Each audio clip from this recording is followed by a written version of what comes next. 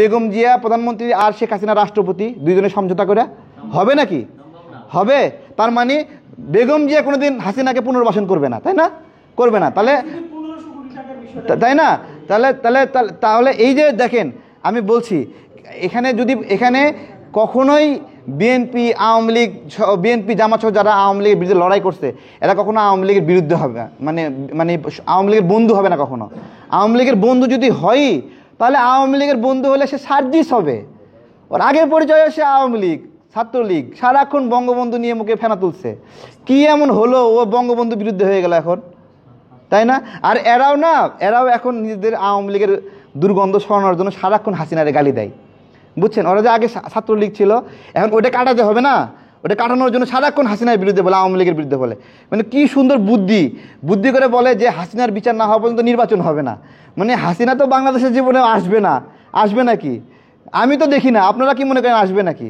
আসবে না। তাহলে ওর প্যাঁচ যে তিনতলা বুদ্ধি ওর মাথায়, ও প্যাঁচ দিয়ে দিছে, সার্জিসের মাথায় তিনতলা বুদ্ধি প্যাঁচ দিয়ে দিছে, হাসিনাও আসবে না, নির্বাচনও হবে না, তাই না? আর হাসনাত সে তো আগে থেকে নির্বাচন চায় না। সে বলছে যে বিএনপি যতদিন বিরোধী দল ততদিন বাংলাদেশে নির্বাচনের প্রয়োজন নাই। কি চিন্তা!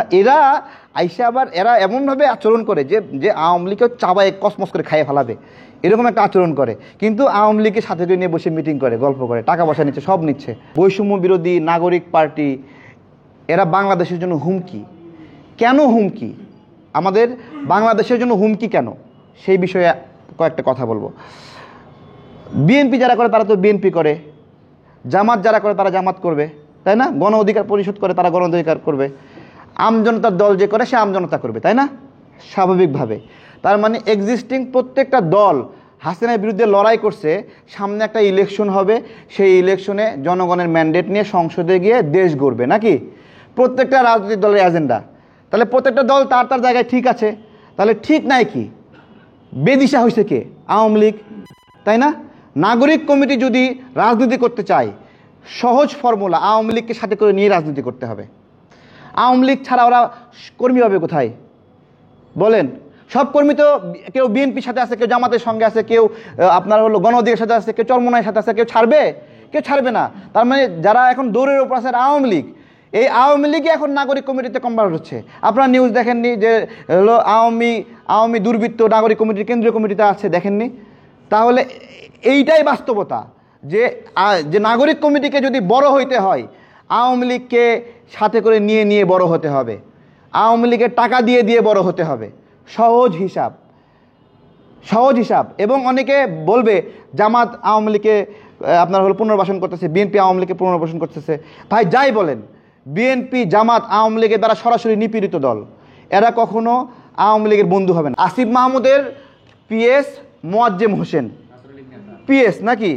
পিএস এর কোনো ক্ষমতা আছে? নাই। তাহলে পিএস ওখানে যে এক লিস্টে, এই যে দেখেন এক লিস্টে লেখা মোয়াজ্জেম হোসেন স্যার, হলুদ করে মার্ক করা, এই যে লিখা, এই যে পিএস মোয়াজ্জেম হোসেনের নাম লেখা, ওইটা আসিফ মাহমুদ ওরে পাঠাইছে না ওখানে? বলেন, আপনাদের বুদ্ধি বিবেক কি বলে?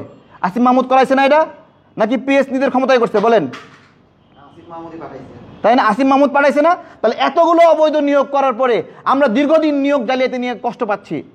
শেখ হাসিনা কষ্ট দিয়েছে। সকালে পরীক্ষা দিতে যাই আমরা, বিকেলে পরীক্ষা দিয়ে শেষ করে দেখি যে প্রশ্ন ফাঁস হয়েছে। আজকে প্রশ্ন ফাঁস না, ডাইরেক্ট নিয়োগ দিচ্ছে, কোনো প্রশ্নই লাগবে না। আর বলে না তোমাদের প্রশ্নই লাগবে না, এরকম একটা অবস্থা করে ফেলছে।